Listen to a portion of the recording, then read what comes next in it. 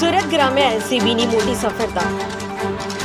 Drugs માફિયાઓના ચોરખાના પર ત્રાટકી police. ₹1.75 કરોડનો માલ જપ્ત કર્યો. સુરત જિલ્લા પોલીસે આંતરરાજ્ય ડ્રગ્સ રેકેટના નેટવર્કને મૂળમાંથી ઉખેડી નાખ્યું.